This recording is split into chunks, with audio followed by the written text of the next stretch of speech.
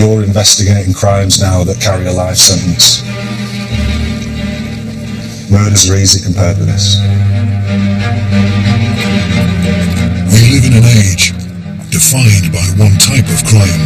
A man's been charged following a rape in Manchester city centre earlier. Police have begun a formal criminal investigation into the Jimmy Savile child abuse allegation. Grooming, rape. These crimes carry the harshest sentences, yet have the lowest conviction rates.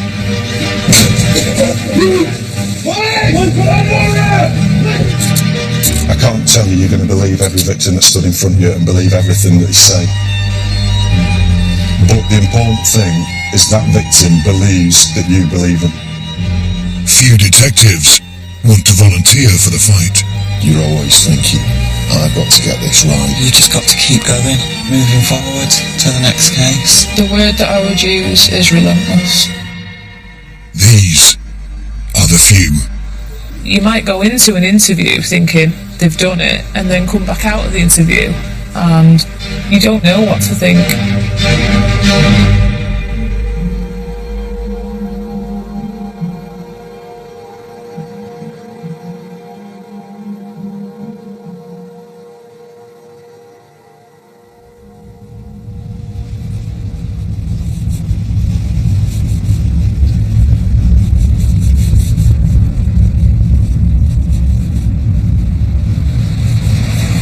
This is the last part of the investigation. It's as important as all the investigating and all the evidence gathering. But I know for me, it's the part that I'm the weakest at, and I worry about it. One of the biggest cases of Detective Carol Barlow's career is going to trial tomorrow. We're 2 years down the road now. The work that has gone into it, the man hours that have gone into it is enormous. But this is the test now. It's a trial. This is the last hurdle. Have we done enough? Carol has been investigating abuse allegations against a friend of Jimmy Savile, Manchester DJ Ray Terrett.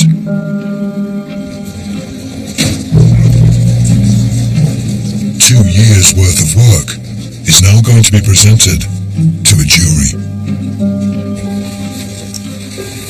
We deal with murder and other serious offences, and we will take probably 2 or 3 boxes to court for a major investigation like that. But this, because it's so extensive, we've generated an awful lot of material. So I'm afraid it's going to be a lot of heavy work today. That's it from in here. That's it from this wall here. Okey-doke. You always have that anxiety. Is everything right? Have you done everything right? Is there anything you've missed? Videos. And that's the defence's job, is to look at where the holes are. So the anxiety on our part is the investigation fulfilled? Have we filled everything?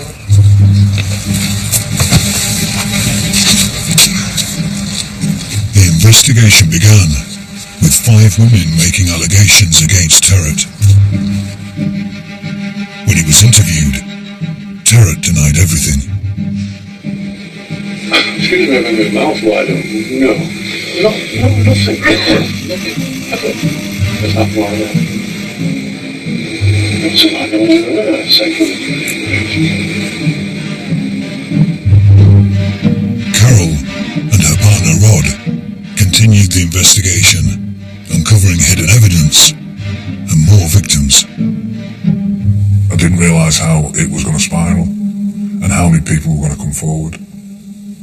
We ended up with 17 victims and almost 40 charges related to those victims. Between the 5th of the 3rd, 72 and the 4th of the 3rd, 75 at Manchester, raped a girl under 16 years, country section 11 and schedule 2 in the Sexual Offences Act 1956. Now, it's up to a jury to decide if Ray Terrett is guilty. Unusually, I'm very anxious. It's been a very complex investigation, and it's caused some trauma and some highs and lows throughout it. But I'll be glad to get started, and I will more than be glad to finish it, and I just hope and pray we finish with the right result for the ladies, because if I'm feeling anxious, God only knows how they must be feeling.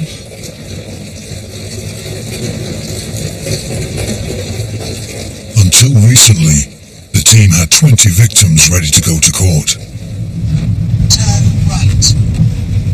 But 3 have pulled out.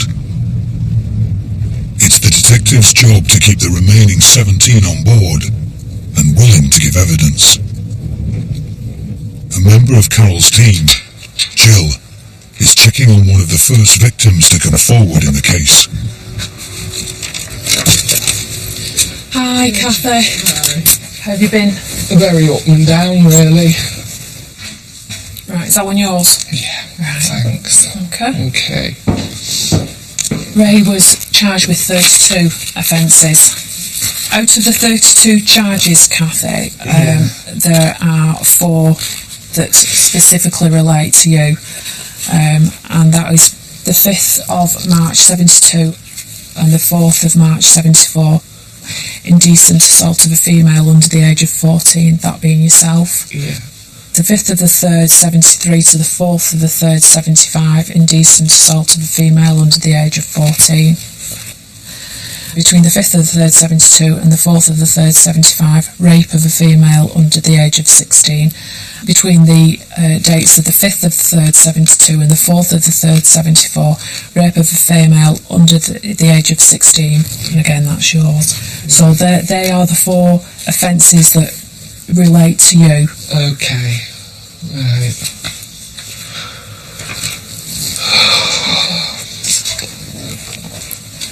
This is so scary, I can't explain how scary it is just waiting for court. But you know that we're going to be here for you. I'm only on the end of a telephone. I know. And you can speak to me any time, and I know that you feel that your support network is dissipating slightly, but I was going to ask you need to be there for me. I will be there for you, you know I will. I know.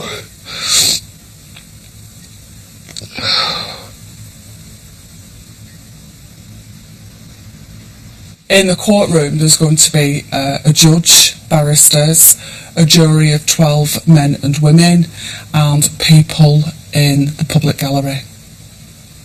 So they're going to have to relay that entire emotional event to all these strangers in the courtroom, which is massive. It's massive. And then having done that, they will be subject to a cross-examination by the defence barristers.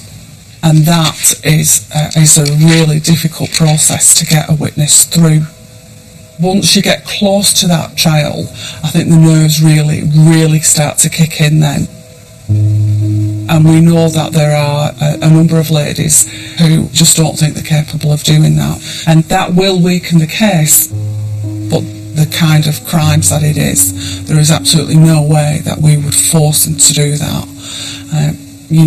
All we can do is try and support them and tell them we'll be there for them. We will help them through the court process, but they have to make their own decision.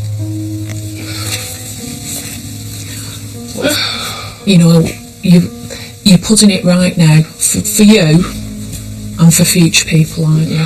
I tell you, Jill, just putting it right has made such a difference to my life. I really need this for me. Yeah. I've held on and held on.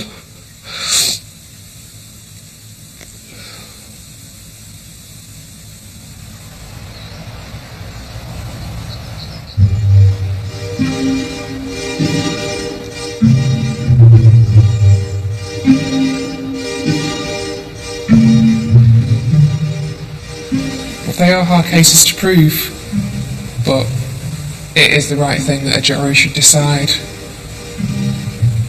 I've taken 3 trials to court that have all been not guilties. You do sort of want to protect, the victims that have come to you, but the only thing that I can really work with is the evidence, and sometimes we'll never know the truth,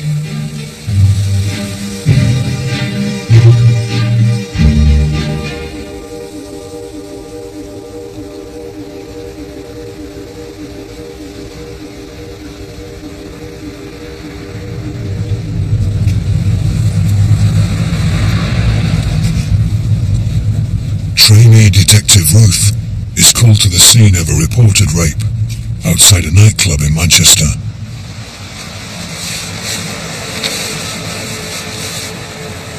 The victim was urinating in a disused office block when she says she was attacked, but was so drunk that she can't now remember details.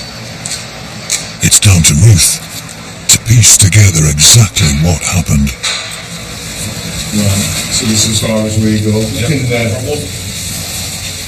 All we know is we've got the two corners where they've urinated. Then it's occurred somewhere. We just don't know as to exactly where in here, so that's why we have to treat it all like they could have been there. So that's why obviously we're just moving some of the rubbish to see if there's anything under the rubbish, anything obvious signs of disturbance really.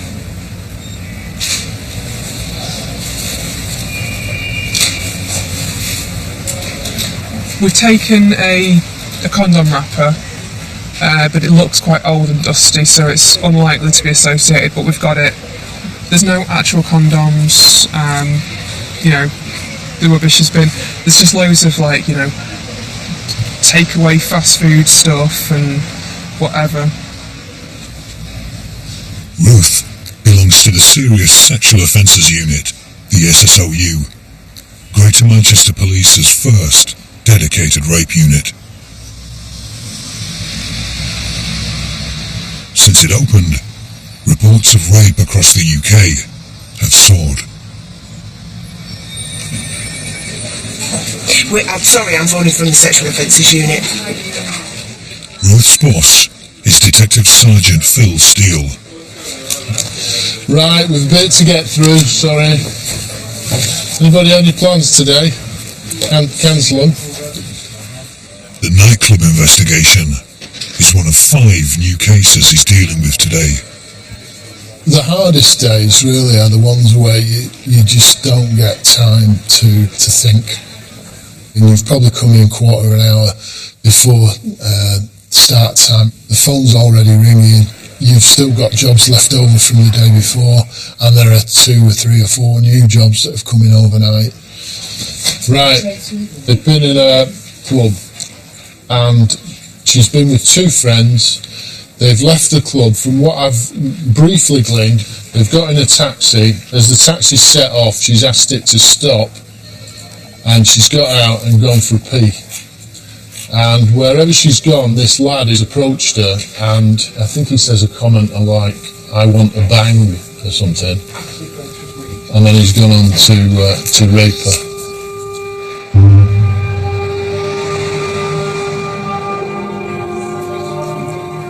The first step for Ruth is to examine CCTV footage to see if it can help build a picture of what happened.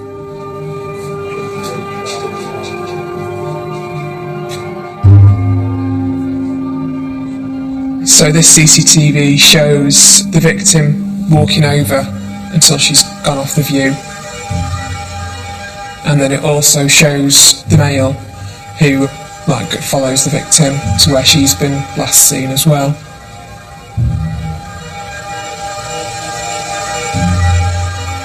They then remain in that area until she's seen running out, hysterical.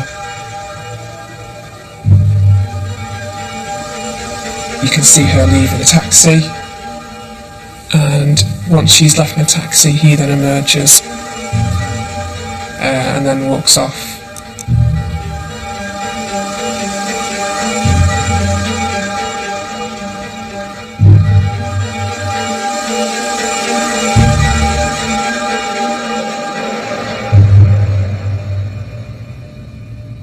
Ruth tracks down a witness from the nightclub who claims she saw the whole incident.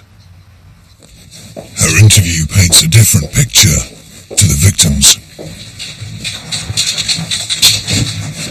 Yeah, let's say discrepancies occurred. Staff member, so stone cold sober, walks up there. He approaches her, asks her about, is it still open? She says she thinks he was looking for somebody. Victim at the same time has gone across the road to the scene. Victim urinates outside the scene, not inside the scene. She's then thrown a bag over, jumped over the fence, beckoned him into the scene. Witness has been in the car, been on the phone, so kept an eye on these two, I think. Headlights on. She sees victim against the red railing with her back to her, and him penetrating her from behind, essentially, looking as though they're having sex. Obviously the headlights shine them up. He jumps down off into the lower bit of that ramp bit, and she kind of dusts herself off as well, straightens her skirt up. Her hair is the impression I'm getting, and she also ducks out of sight as well. So witness then pulls away and goes.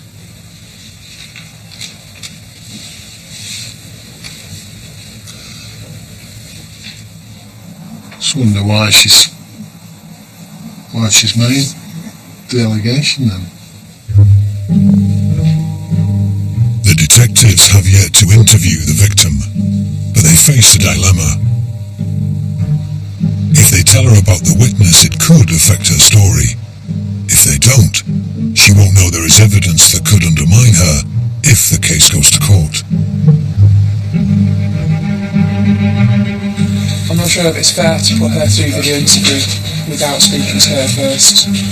She needs to know that there's a witness here, regardless of what she remembers, who is going to go to court and is going to basically not put her in a great light. It don't mean it's not happened, but she needs to know this. I think she needs to tell him, challenge him. She's got to be ripped apart. She's got to be ripped apart in Crown Court.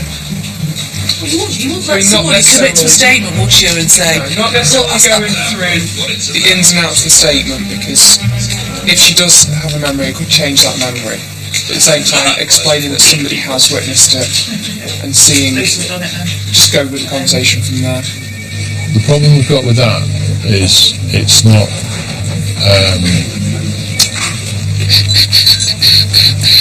it's a bit of a breach, really, of what we should be doing, isn't it? That's what I said, because she said yesterday that she can't remember anything. Yeah. So let's see what she says, you know. Yeah. She might give us a totally different account, say I've had sex with this lad, and then this has happened. We don't know what she's going to say, do we? I'd just like a clear, unambiguous account from her, and I'd like that. No, I'm not saying, like, tell her the evidence. Tell her that we've got a witness who's witnessed it all. I just think that first account needs to be untainted by anything we've told her outside of the room. Right, crack on.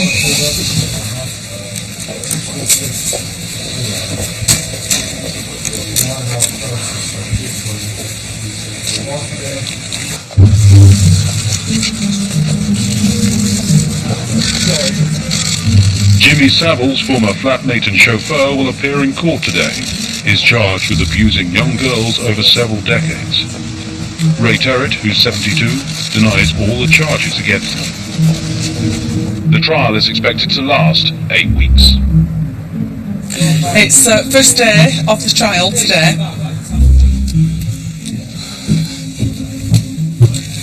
I think you just go over and over, you know, is there anything you've missed, and what the defence are going to ask. You can't help, it's quite natural to be worried about what the defence are going to do.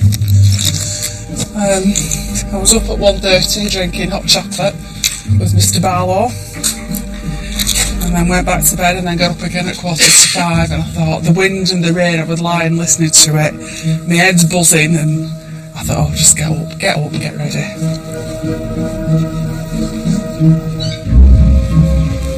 So far, all 17 women are still willing to testify against Terrett. Most of their allegations date back to the 60s and 70s, but there are some victims who say they were abused in the 80s. Among those is Ellie. This is the third time you've been here now? No, only the second, because I was at Hanley, before. Go on after you, mate. Rod takes her to a police interview facility to formally sign her statement. Right, what we're going to do, Ellie, from your video interview, a statement's been prepared, so I just want to read it out to you, see if you're happy with it. If there's any words that you want changing or any phrases that you want changing, then we'll do that and then prepare the version that you're happy with to sign. Okay? Alright, do you want to follow us through? My name is Helen Moorcroft. I am known to everyone as Ellie. I make this statement following a recent news item that I heard on Radio Stoke that triggered a memory of an event that happened to me almost 30 years ago when I was 15 years old. At the time of the incident, Ray Terrett was in his 30s or 40s and looked a lot like Jimmy Savile. And because I was only 15 at the time, he seemed really old to me.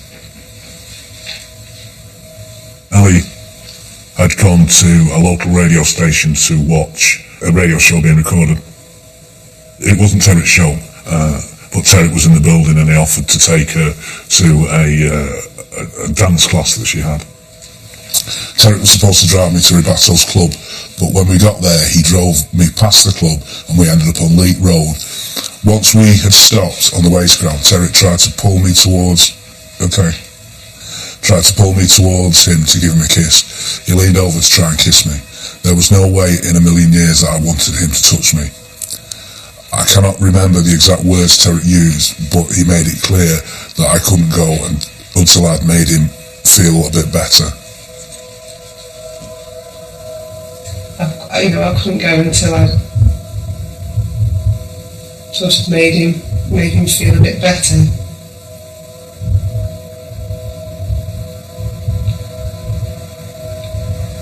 I was actually a virgin at the time. I'd never been with anybody and I didn't know how to... I told him I didn't know what to do. I told him I needed to get back and he said, well, the quicker you do it, the quicker you can get back and nobody needs to know anything about it.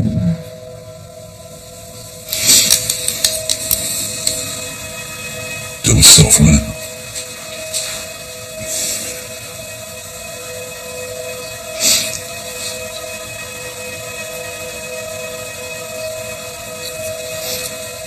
Okay. You're off, let's continue.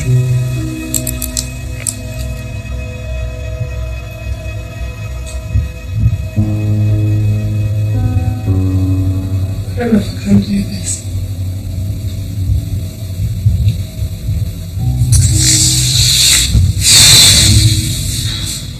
He didn't build a relationship with Ellie of any description. He just saw the opportunity and took what he wanted. You've had this inside you for all those years. And now we're at that stage, he's arrested, he's charged. Now we'll go through the court process. And there will be a few highs and a few lows for you over the next few weeks. I honestly never ever thought we'd be at this stage, ever. Why? Probably just because it was so long and, it was just something that happened to me. It wasn't something that had happened to 15 other women, it was just me, as far as I was concerned. There wasn't anybody else saying anything, so, if it hadn't been for all the Jimmy Savile information coming forward, it'd still be, as far as I'm concerned, something that just happened to me and not lots of other women.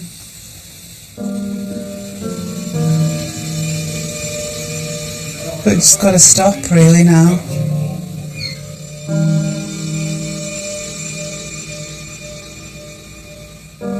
I don't think it can't affect my life forever and ever. Got to draw a line under it. Haven't we, Rod? Say again. Got to draw a line under it soon. And it's getting to that point, isn't it? Yeah. Hopefully that's it now. No more crying. Nothing wrong with that, Ali.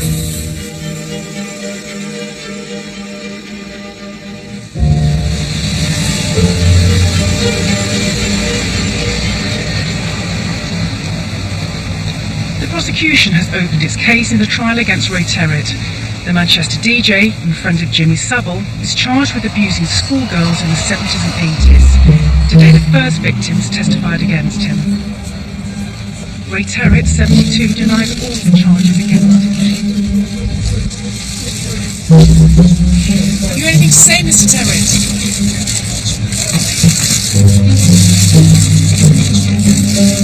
After 6 hours in the witness box, Kathy's testimony is over. Walking into the court, I didn't know if my legs would hold me at first.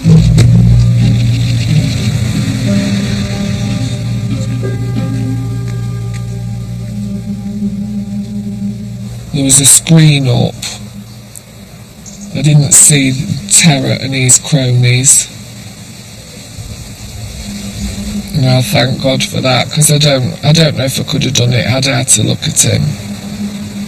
And when I was there, I didn't think I'd done okay, I felt, but I was just doing it. Once I got my feedback that I'd done okay, I felt easier, but it did churn me up. It did. The whole process, I found, it churned me up. But I'm glad I did it. I'm glad I didn't let that fear stop me. Because it would have been so easy to pull out.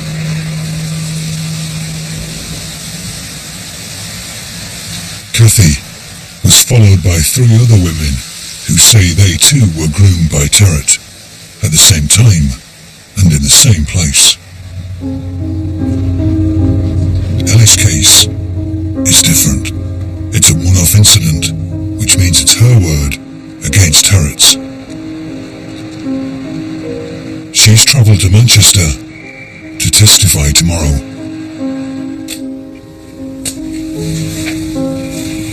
Most important thing for me is not to be attached to the outcome. Just advice I've got from my sister, that all I've got to do is go say my piece.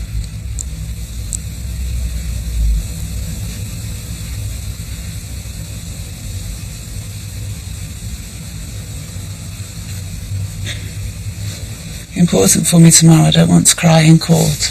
That's what I don't want to do.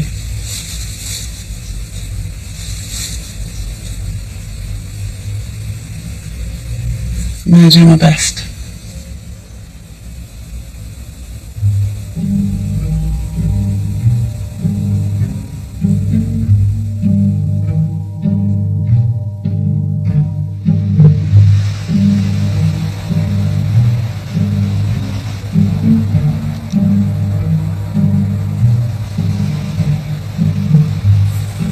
I think the conviction rate's something like 10%. So, 9 times out of 10, the job that you're doing is not going to end with a guilty verdict or a guilty plea at Crown Court. Detective Sergeant Mark Tiffany works alongside Phil and Ruth in the SSOU. His team is looking after 50 rape investigations. Mark has been trying to crack one of them for almost a year. The violent rape of a 17-year-old girl. I've dealt with a lot of very nasty, very horrible crimes, but this is probably the most serious rape that I'd dealt with at that point. This is a stranger.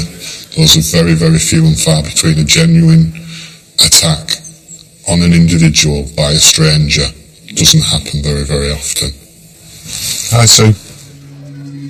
It's a big weight and a big burden when you don't know who somebody is. He is a danger to the public. We don't know what they might do.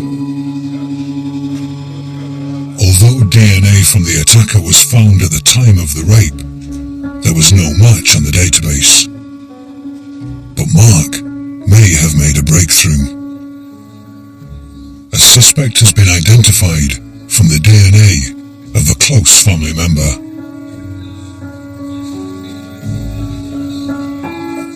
waiting to find out whether the DNA is an exact match. No problem, thanks very much. Cheers, bye. It's loaded successfully, so it can now be compared.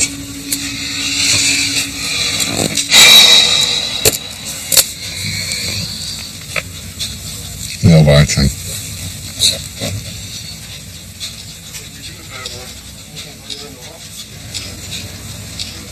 Society tells me that my role is to put bad people in prison. So if I'm going to work every day knowing that 9 times out of 10 that's not going to happen, that frustrates me.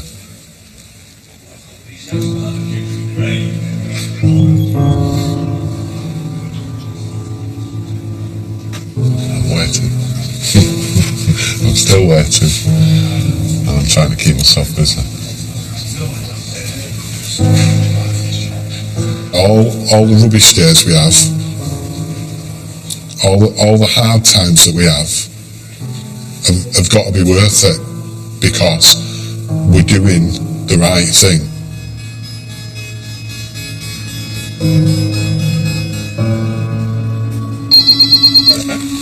So Spencer's here with Mark Tiffany. Hello, Julie.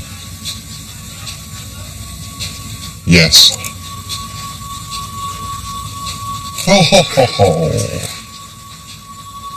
That's brilliant. Thanks very much. Cheers. Bye. He matches. Hooray! Hooray! Hooray! He matches! He matches! He matches! Wow! He matches.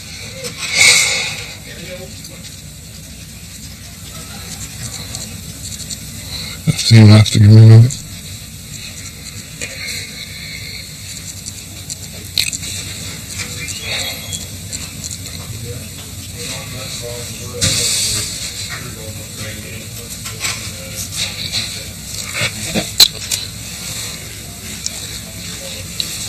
That's why we do what we do. Because it's important.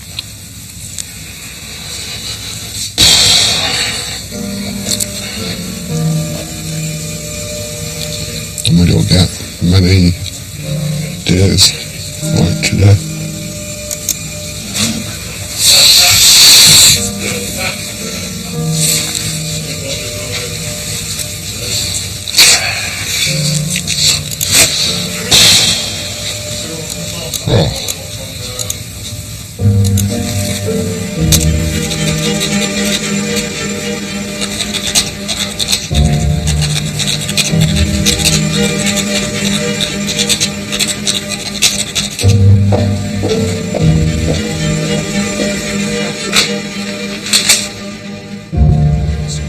Phil and Ruth are still working on the case of the student who says she was raped outside a nightclub. The victim has now been interviewed. She maintains she was raped, but her memory is still vague. Bearing in mind our victim had quite a large amount to drink and was spoken to later on this afternoon, she said, I can't even remember what I told the specially trained officer. The detectives have decided not to tell her about the witness who contradicts her story. Onto them. So, and legally is the right decision. Morally, it does almost feel, I suppose, like you may be setting them up for a fall, and that is not the way it's meant to be. I don't want to change her account. Her account needs to be untainted when she, if we ever go to court with it. We could lose the case because the victim has been told information. The account of the witness is now critical to Ruth's investigation. She decides to re-examine her movements in the CCTV. So we've got a victim who says, I've been raped. We've got a suspect who is unknown, and the witness thinks that she saw what she thought was consensual sex. You've got this witness that's walking towards a car which is parked off screen, which we could see before. And you've got then this male who's coming towards her. As to why you're running after a female who's walking to a car, it does add another perspective to it when he's doing that. Especially because he doesn't know the female going to the car. It's concerning behaviour without knowing exactly, what his account is. That's the victim, who now goes across to where the incident happens, and he's then gone over to where the victim has said that she was going for a wee. So we've got the staff member who manoeuvres into there, and that matches her statement of when she's viewed them, and she drives off. You read the statement of the witness, and it reads like she's watching this for about 5 or 10 minutes, and then you look at the video, which is actually from that guy speaking to her driving off, is 3 minutes. It's 3 minutes that she witnesses this guy walk over, conversation start, kissing, throw over, and then they're in there having sex. That's what she's saying she's witnessed in that 3 minutes. That isn't a lot of time, is it? 3 minutes. There's two sides to every story, and the only person other than the victim who could give us an account for that period of time is a suspect who I don't know who he is.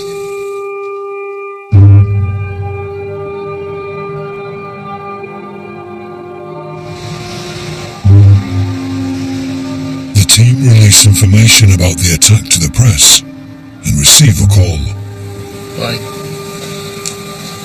We've had a phone call from a lad who's actually phoned the switchboard of GMP and given his details and said that he's the lad in the photograph. So I've phoned him up and had a chat with him, and I'm happy it's the right lad. He left Manchester last Monday. Right. Which is a bit of a... but there we go. Ruth drives 4 hours out of Manchester to interview the suspect. Ruth, it's Phil. Is he talking? Alright, okay. Oh, he's having it as him? Right, okay.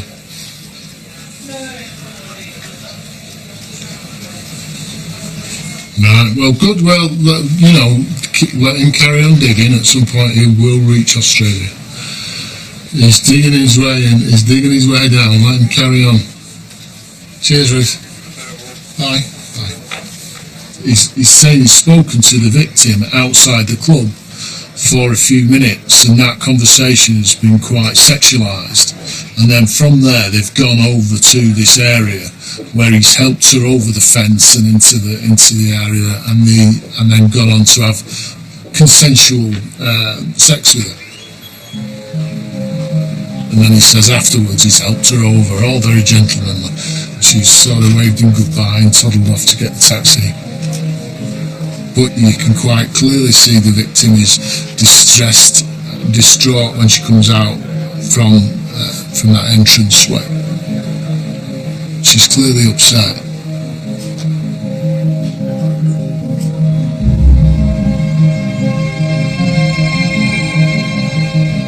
Phil and Ruth now have to decide whether their evidence is strong enough to take to the Crown Prosecution Service, who will ultimately decide whether the suspect is charged. His account is that she was fine, said goodbye, and she's gone to the taxi. And I'm saying she's not. She's quite obviously distressed. He's out to one. It's going to stand and fall. This CPS decision is going to stand and fall on this witness, isn't it? Who saw it? And for me, I would even say without the witness, I think he should be charged. Is my feeling. Right.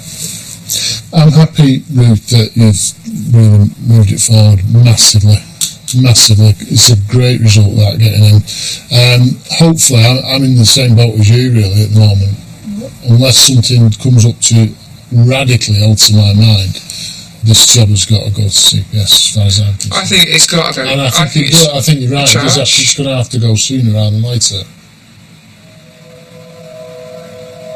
The CPS agrees that the suspect should be charged with rape, and a date for the trial is set.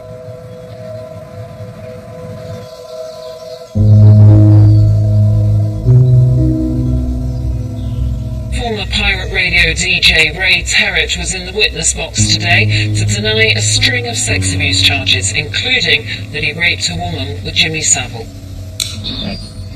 He was asked about an allegation that he and Savile raped a teenager together. He replied, "I've never had sex in the same room with anyone, and certainly not Jimmy Savile." Then, on an allegation he'd abused a 13-year-old girl, he was asked, "Have you ever challenged a girl into bed by saying, 'Are you mature enough?' He replied, simply, no." Ellie has returned home from court, having seen Terrett for the first time in 30 years. When I walked into the courtroom and saw all those people, it was just like something out of a programme. Didn't feel like it was happening to me at all.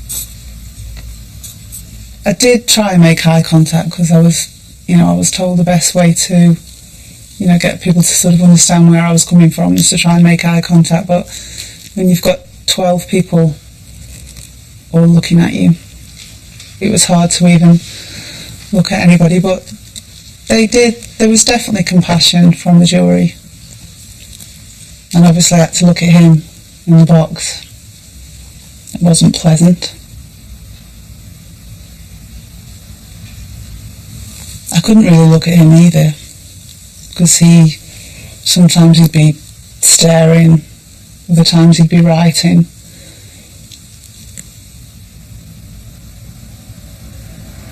I did look at him as I was leaving. I stared at him as I was walking out, and then I turned away, turned my back on him as if to say, you're nothing. And I felt good then.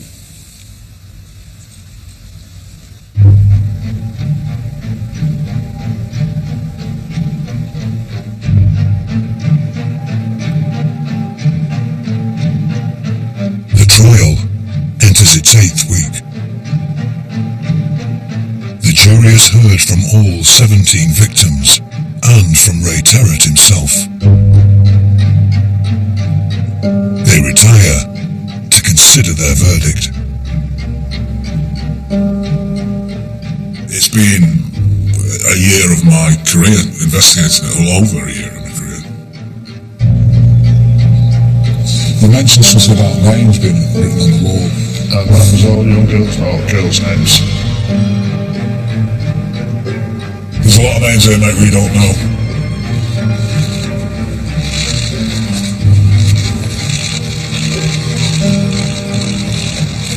So it's 2 charges. It's worth no sleep.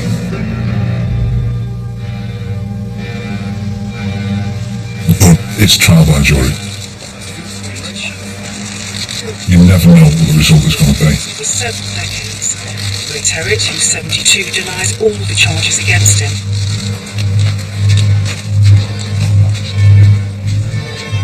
It's hard to know what we're going to feel, isn't it?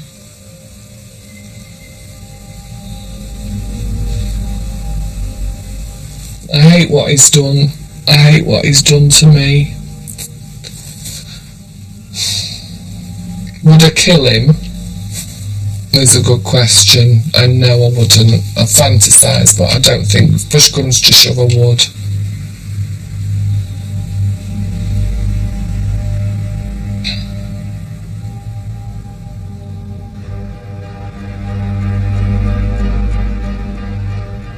All my life has been laid out before me over the past 2 years.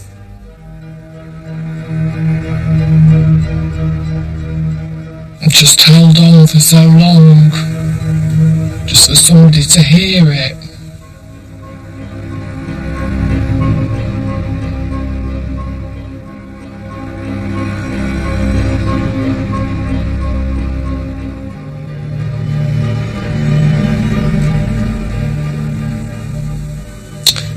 time I see the blossom on that tree, this will be done with.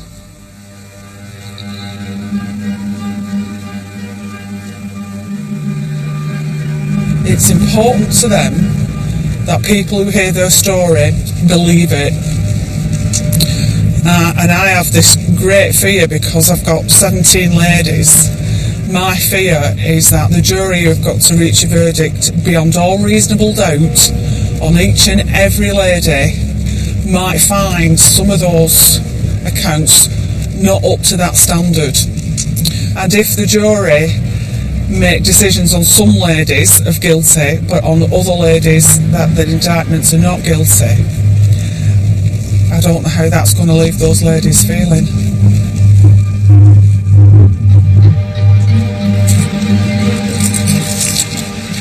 I remember speaking to somebody and saying, how long do the jury be out for? I think the common consensus was perhaps 5 days, maybe 6 days. The jury deliberations have reached their 8th day in the trial against Ray Terrett. The jury must reach a verdict on 34 charges against 17 women. Deliberations will continue tomorrow. It's like the countdown clock. It just tick, tick, tick, tick. Every day we went into court thinking, today they're going to come back with a decision. And then they didn't.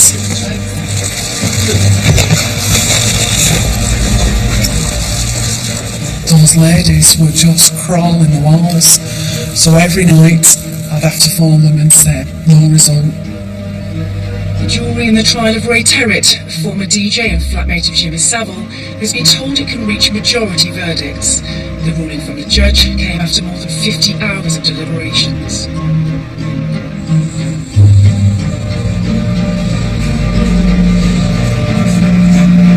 We're on day 10 of deliberations, and it's the longest time I've ever waited for a verdict in my police history. I've got 28 years service, come to all kinds of different trials, but this is the longest I've ever had to wait.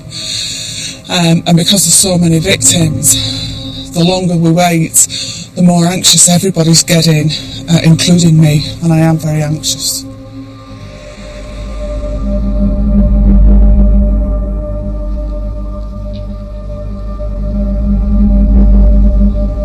After 2 weeks of deliberation, the jury returns. Terrett got brought up from the cells into the dock, never so much as looked at anybody. It's an old Dickensian court, so everybody leaned forward to see him because he is in a dock which is below us.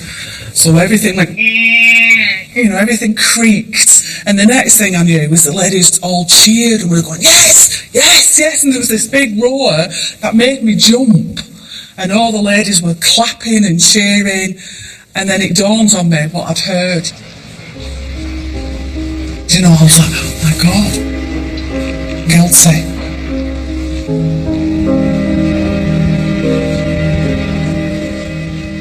Ray Terrett is a devious, manipulative sexual predator. He abused his celebrity status in the worst way imaginable. The girls he preyed upon were naive and inexperienced and in awe of who he was. A former radio DJ who was a friend of Jimmy Savile's has been found guilty of a string of sex offences against young girls. 73-year-old Ray Terrett from Altrincham carried out 7 rapes and 11 indecent assaults in the 1960s and 70s.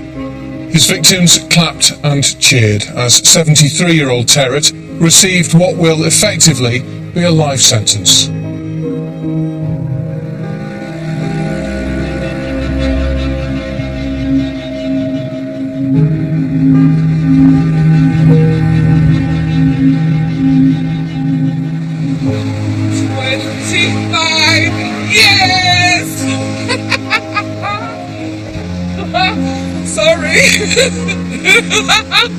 I needed that.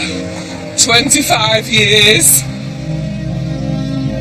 In the event, the jury cleared him of some of the charges, but he remains convicted of a string of offences against 11 girls in total. Terry has been found guilty of 7 rapes and 11 indecent assaults.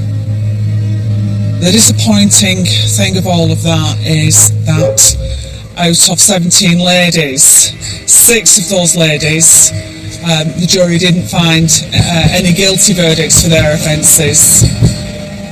My heart is completely devastated for those ladies that haven't got the result they wanted. And I just hope they know that actually they're part of a much bigger story and played a very big part.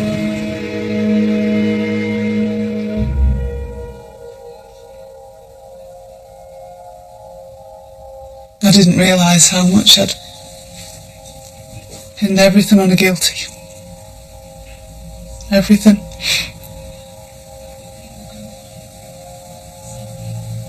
And then when I found out I'd got a not guilty, I was just like inconsolable.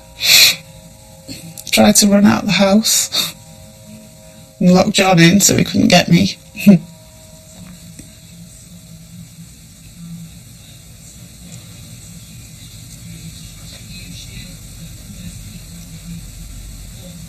I even lied to my son and told him I'd got a guilty because I didn't want him to be upset for me.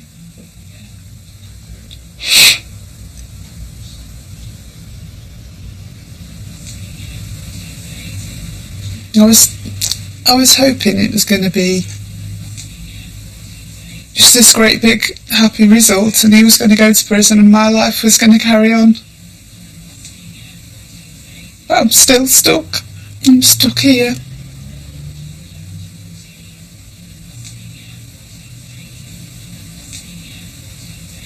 Even though it happened when I was 15, I wouldn't say I'd dealt with it, but it was somewhere safe. Now, it's not safe now. It's just out there now. But I'm making me what?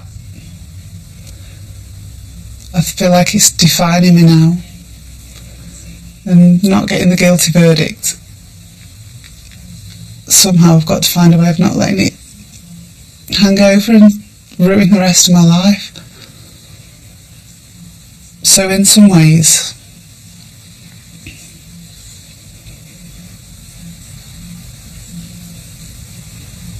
part of me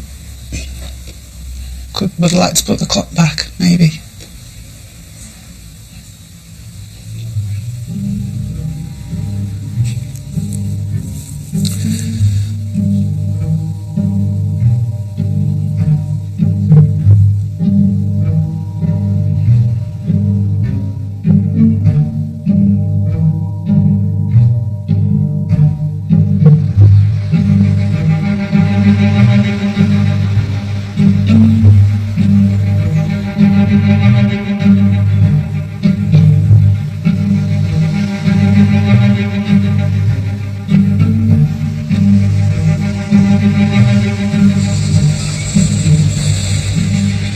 Ruth's investigation into the rape outside the nightclub has gone to trial.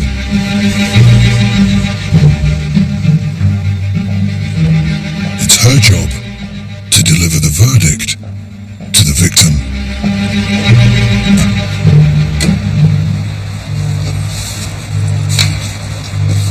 Basically, we've got a verdict through.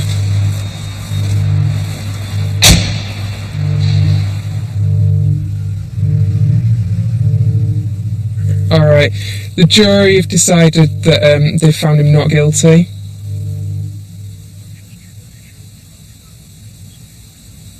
Okay.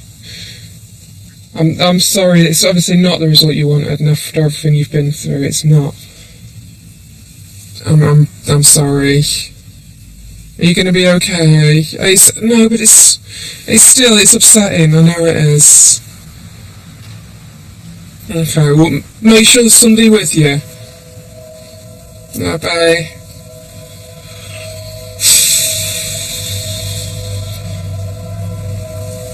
She was quite upset. If a jury have any element of doubt, they cannot find someone guilty. So, in this case, that witness most likely did provide it. I don't know what exactly the jury thought or what was said in that room, but there's a lot of victims who do think they're not guilty. Verdict means that we don't believe them, and not having enough evidence to make the jury sure in their minds that this offence has been committed is not the same as not believing a victim.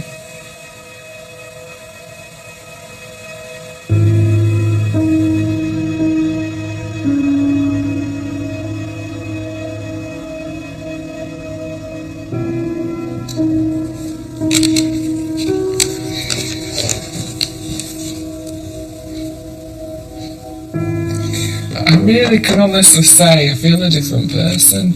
There's a big part of me that's not there anymore, and that part of me was this rage and the anger and the torment and you know, the resentment of people not believing. And it's gone.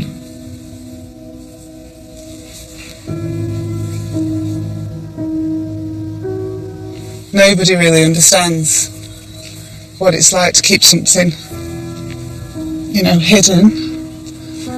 And then when it comes out, it's really tough. I've spent the last 2 years probably processing what I should have been doing when I was young, instead of keeping it all in. So it's over, isn't it now? It's gone, it's done. There's no point in feeling bitter. It's just a waste. It's a wasted emotion. It's pointless. If I'd have got a guilty, he would have still been in jail for the same period of time. So no, I'm not bitter. I know what happened. Because it was such a mixture of results, in terms of a great result, 25 years, but not a great result for all our ladies, and it did leave me with a very bitter taste in my mouth.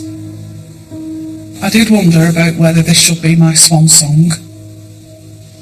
When I joined the police, you retired with 30 years service or age 55, whichever comes first. And I was 55 last year. And I have done some reflection on, is now the time to go? And the answer's no. I might as well keep going. I've got another 18 months, so I'll keep going and perhaps I'll have another swan song. But hopefully not as big.